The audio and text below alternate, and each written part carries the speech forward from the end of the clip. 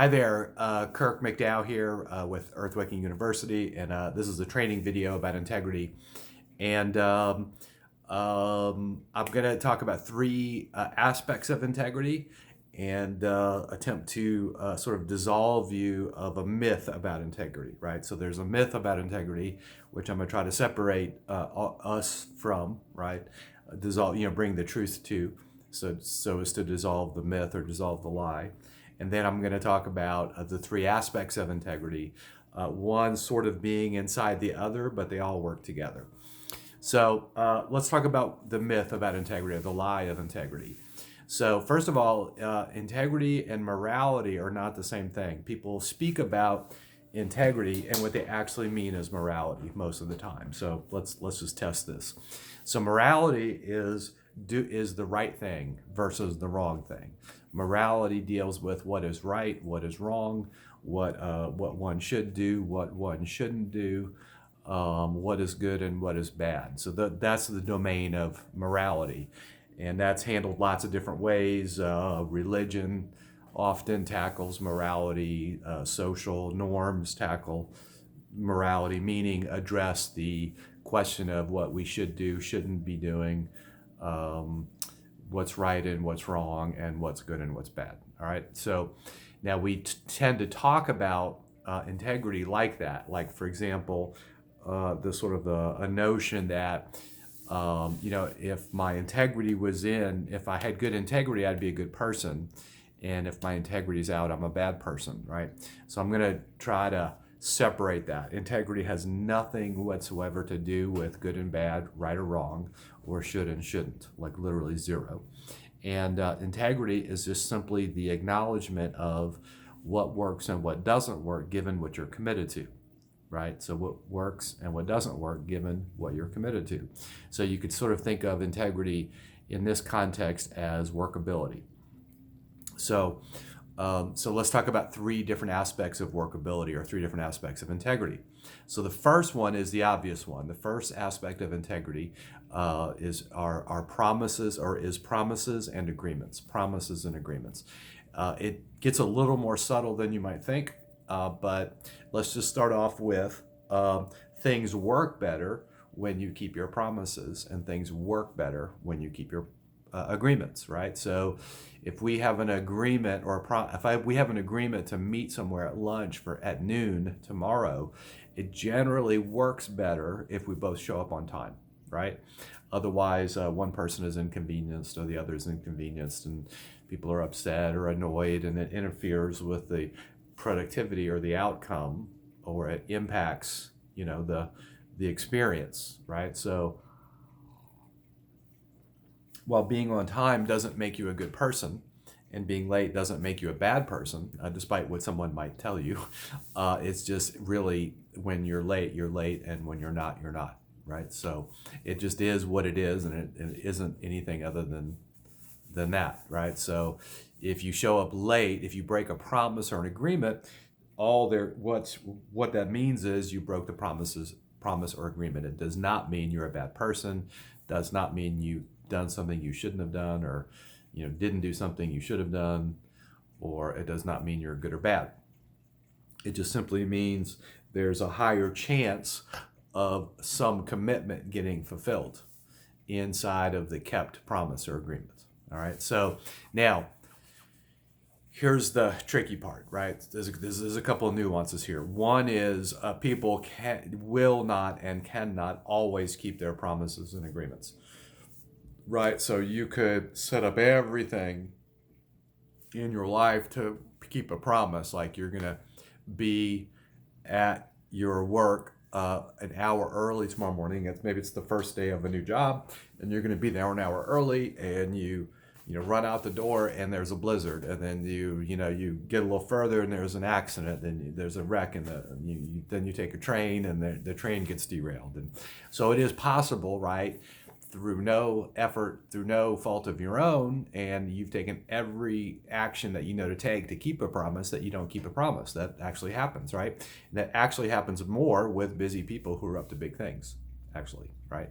So a big person, a busy person, someone up to something in life is actually going to break more promises than someone who, or could break more promises than someone who's really not up to anything, because they're out in the world and things happen, and they're going places and doing things and having conversations. And when sometimes things just drop out through lack of attention or because of complexity and so forth, and sometimes things happen that are completely beyond your control, so promises get broken. However, it is always possible to honor a promise or an agreement. So you cannot always keep your promises and agreements. So for example,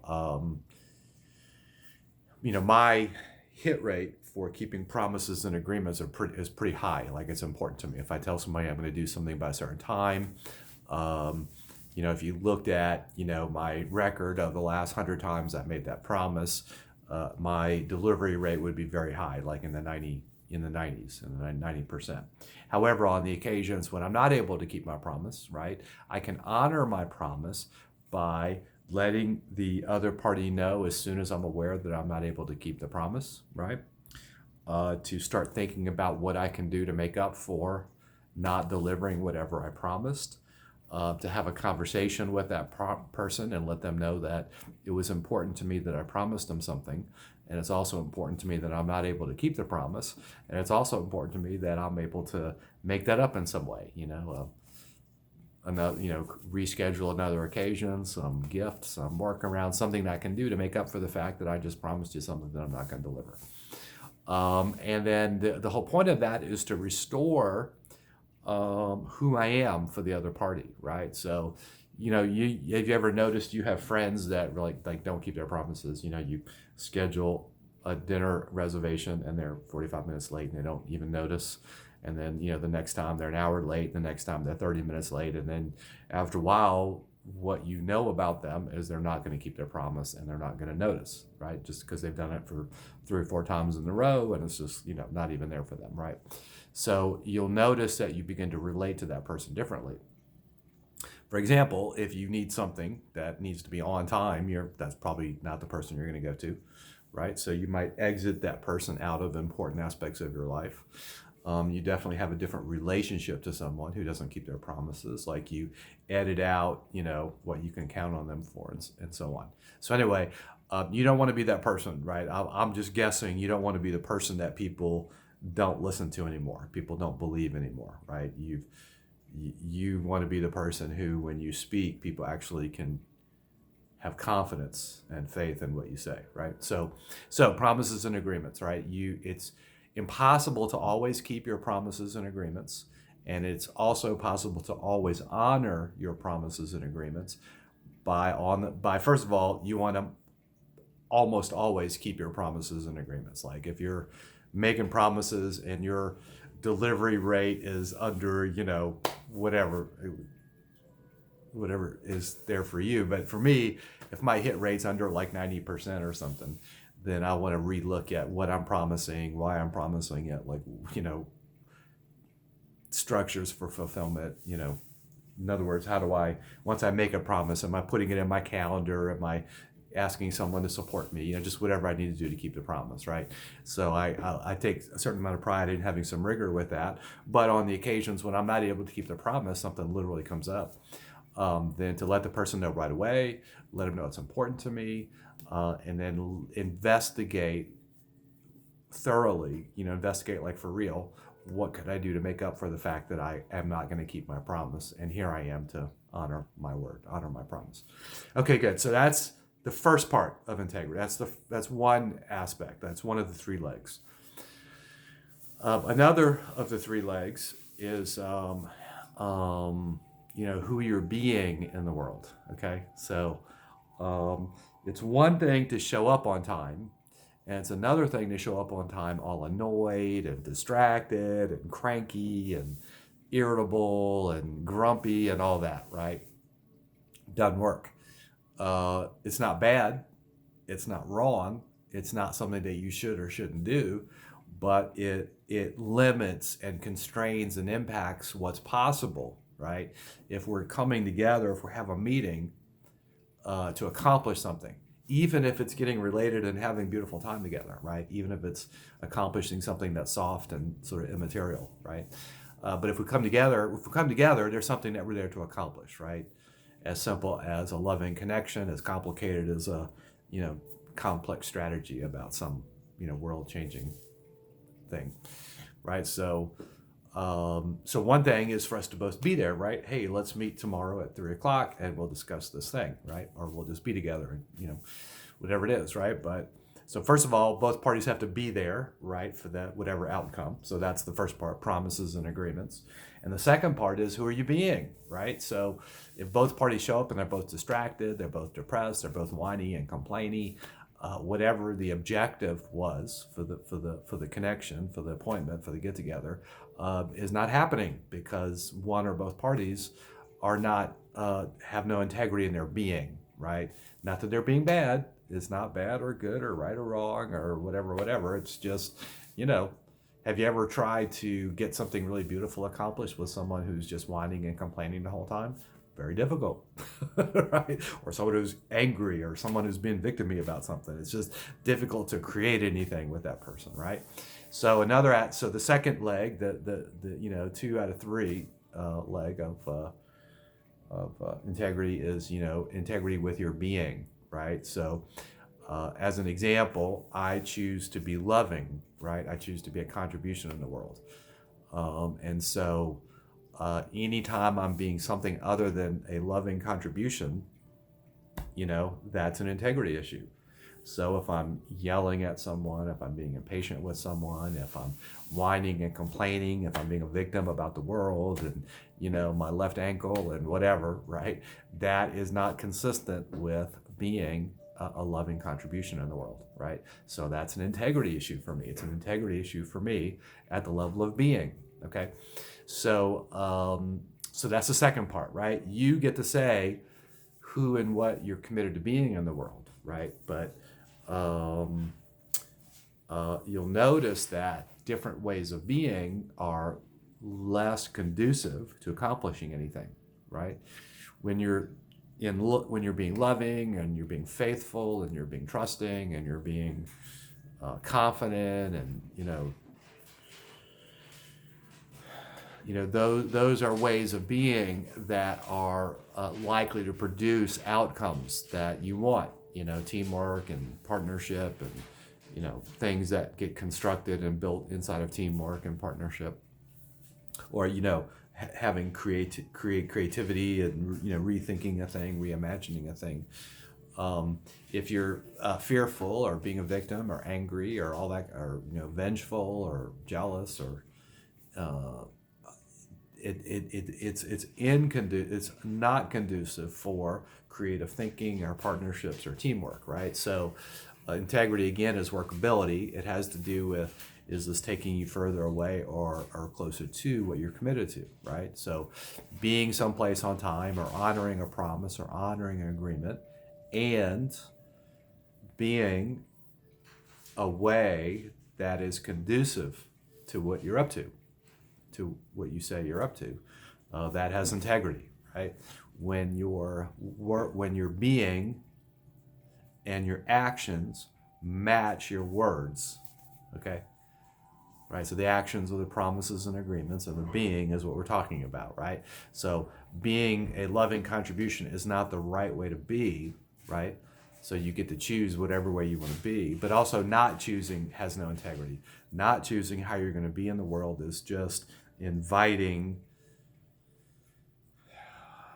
you having no say or no direction or not steering or not driving in your life, right? If you're just going to be annoyed when somebody talks to you that way and be fussy or be angry when you don't get what you want and be despondent or victim-y when things don't work out or whatever, right? That's you just not driving. That's you not being responsible about your way of being. In other words, that's you having no integrity with your way of being, right?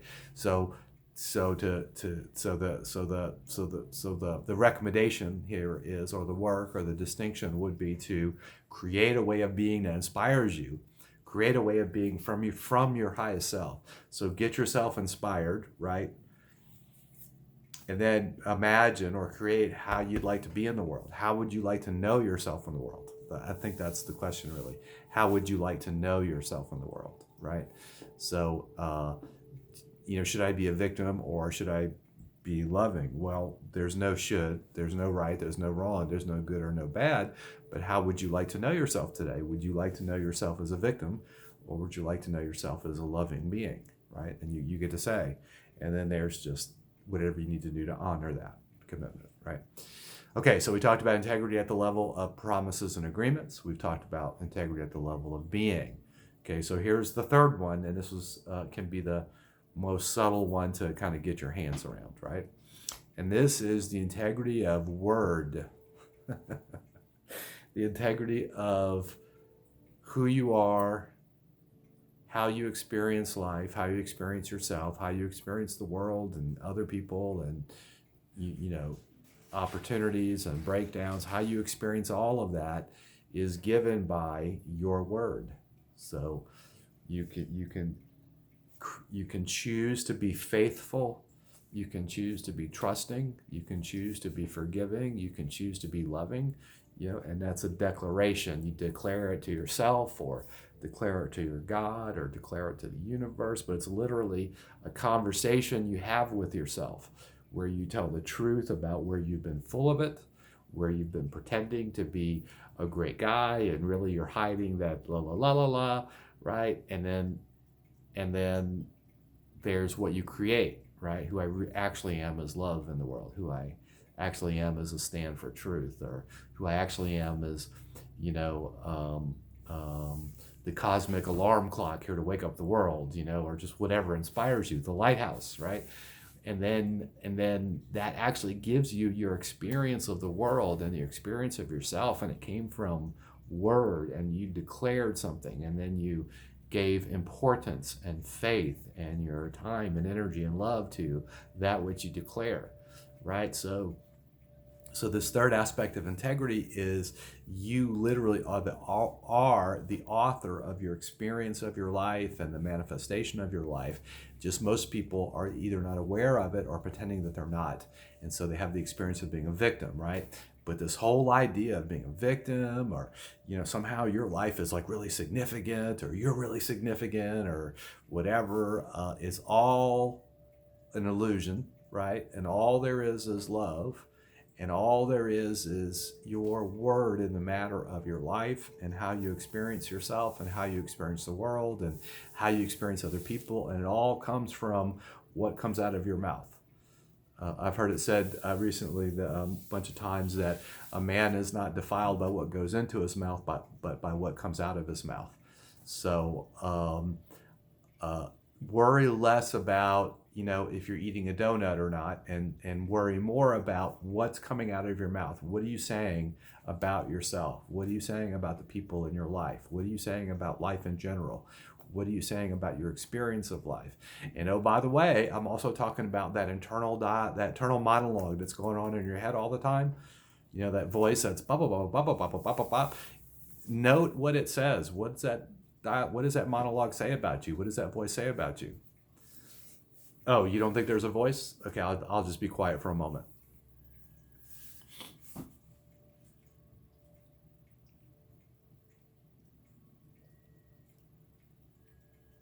Yeah, the voice I'm talking about is the one that's like asking you, like, who is this guy? Why isn't he talking? Is he going to start talking soon? Oh my gosh, this is weird. This is awkward.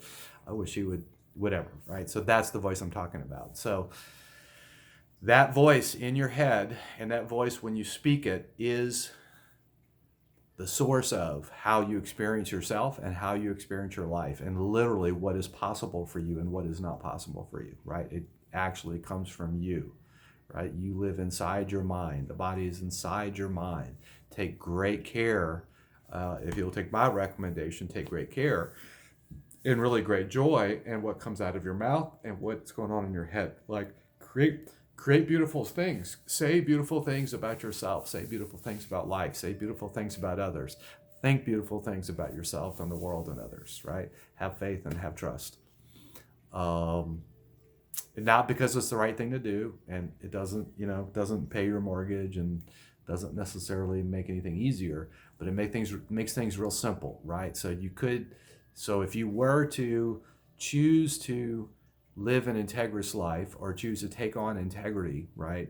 In the way that we're talking about it here, it's literally three things. It's, honor your promises and agreements, right? Honor, you know, what you promise and what you agree to. It's a big deal, right? And you won't always be able to keep your promise because, life isn't like that and things do come up from time to time, right? But you want your hit rate, if you will, on keeping your promises and agreements to be extremely high, and and then you can always honor your promises, your promise or agreement, by getting in communication immediately when you know you can't keep your promise, and investigating with some vigor about what you can do to make up for it, right? It's a big deal. Let that person know that it's important to you, that you are someone of your word. So the second thing to keep in mind, right, is who are you being with yourself and who are you being with other people, right?